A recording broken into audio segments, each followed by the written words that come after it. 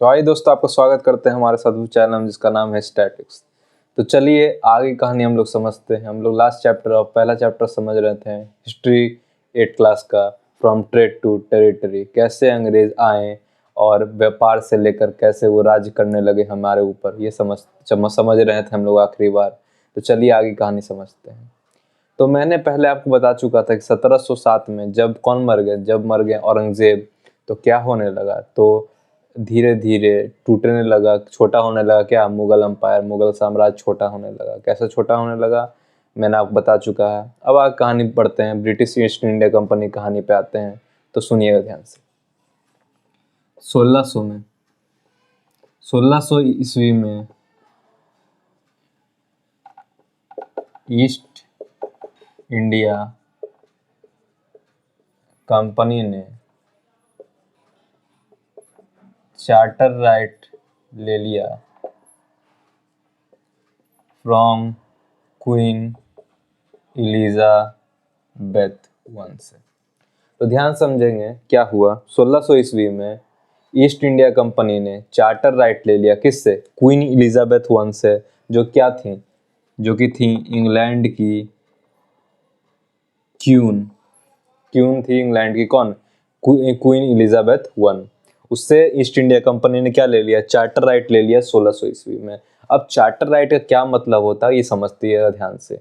Charter right लेने का मतलब, चार्टर राइट एक ऐसा राइट है जिसमें कि इंग्लैंड में अब ईस्ट इंडिया कंपनी के अलावा कोई भी दूसरी कंपनी व्यापार नहीं कर सकती है ईस्ट से। ईस्ट मतलब जैसे ईस्ट में स्पेशली क्या आया, भारत आया, इंडिया आया, इस डायरेक्शन का बात हो रहा है, या फिर चाइना आया, मतलब इस डायरेक्शन में जो भी देश हैं उनके साथ सिर्फ ईस्ट इंडिया कंपनी जो है व्यापार कर सकता है इंग्लैंड, पूरे इंग्लैंड में। मतलब कि पूरे इंग्लैंड देश में ईस्ट इंडिया कंपनी के अलावा कोई ऐसा कंपनी नहीं है जो कि ट्रेड कर सकता है ईस्ट के साथ। मतलब ईस्ट में जो सारे कंट्रीज हैं जैसे कि इंडिया हो गया, चाइना हो गया, उसके साथ ट्रेड कोई भी दूसरा कंपनी नहीं कर सकता है ईस्ट इंडिया कंपनी के अलावा। यही चार्टर राइट था। तो चार्टर राइट कैसे मिला था? Charter right queen Elizabeth one, जो क्वीन थी इंग्लैंड की, उनके द्वारा ईस्ट इंडिया कंपनी को मिला था।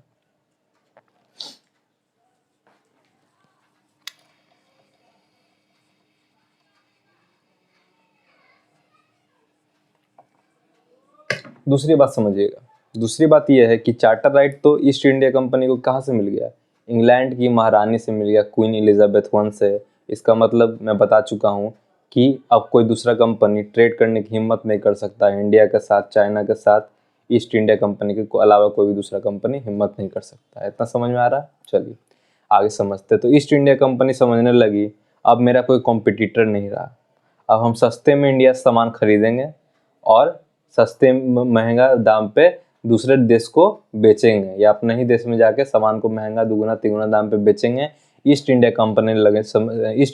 कंपनी समझने लगी कि अब मेरा कंपटीशन, कोई कंपटीटर नहीं रहा, क्योंकि इंग्लैंड में उसका क्या हो गया, मोनोपोली हो गया। इंग्लैंड में कोई दूसरा कंपनी सर नहीं उठा सकता था कि वो इंडिया के साथ, चाइना के साथ जो भी ईस्ट में देश आता है उसके साथ ट्रेड कर सके कोई दूसरा कंपनी ईस्ट इंडिया कंपनी के अलावा। लेकिन कंपटीशन तब भी क्रिएट हुआ। कैसे क्रिएट हुआ? क्योंकि इंग्लैंड में कोई दूसरा कंपनी ट्रेड नहीं कर सकता था ईस्ट इंडिया कंपनी के अलावा, इंडिया के साथ, चाइना के साथ। लेकिन दूसरे देश के कंपनी ट्रेड कर सकते थे, जैसे डच ईस्ट इंडिया कंपनी हो गया, पोर्तुगल हो गया, या कोई भी दूसरा देश। तो इंग्लैंड में तो कोई ट्रेड नहीं कर सकता था ईस्ट इंडिया कंपनी के अलावा, कोई भी दूसरा कंपनी। किसके साथ?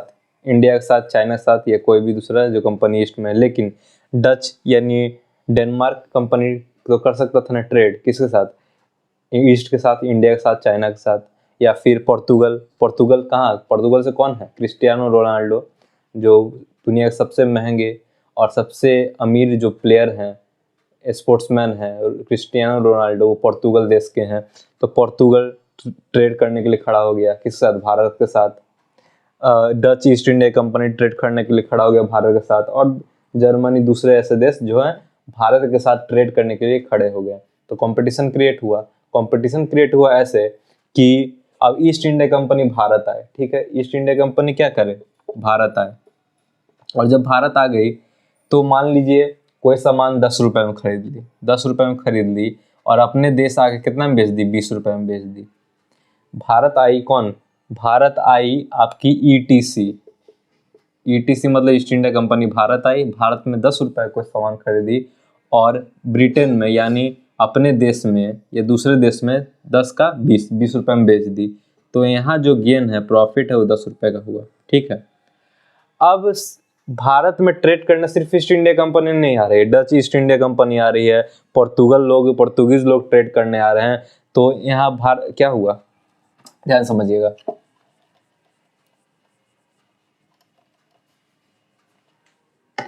अब आ गया ईस्ट इंडिया कंपनी आई, कोई 10 रुपए का सामान है, बोले ठीक है 10 रुपए हम खरीद लेंगे, 10 रुपए इंडियन बोला, 10 रुपए में सामान आपको बेचेंगे, 10 रुपए ईस्ट इंडिया कंपनी आप बोली आपको दे देंगे। अब आ गई डच ईस्ट इंडिया कंपनी, अब बोले आपको ईस्ट इंडिया कंपनी 10 रुपए दे रहा है ना, हम आपको 12 रुपए देंगे, ठीक है। डच ईस्ट इंडिया कंपनी बोले हम 12 देंगे, ईस्ट इंडिया कंपनी बोले 10 देंगे। अब तीसरा कंपनी पोर्तुगल की कंपनी आ गई, पोर्तुगल एक देश है जहाँ से क्रिस्टियानो रोनाल्डो है, आपको बताया मैंने, तो बोल रहे हम 14 रुपए देंगे। तो जब इंडियन है, कोई भी ह्यूमन क्या साइकोलॉजी है, उसको अगर 10 रुपए सामान का 14 रुपए बिन रहा है, तो जो 14 रुपए दे रहा है तो उसको ना बेचेगा, तो पोर्तुगल को 14 रुपए में बेच दिया, ठीक है।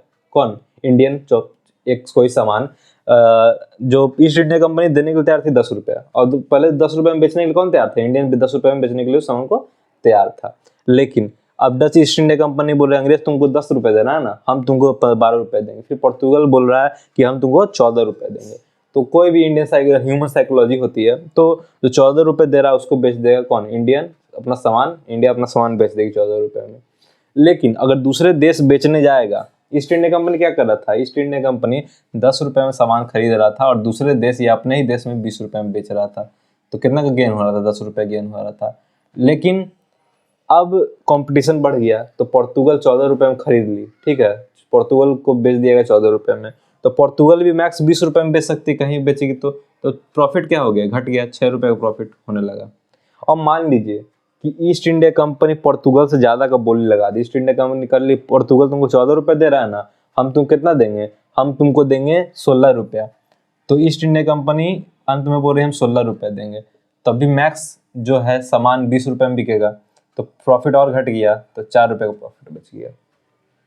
तो यही दूसरे कंपनी के आने के कारण जो कंपटीशन बढ़ते गया और प्रॉफिट क्या हो गया, घटते गया। तो यही इसको दोबारा से शुरू से अंत तक रिकैप कर देते हैं अपनी भाषा में।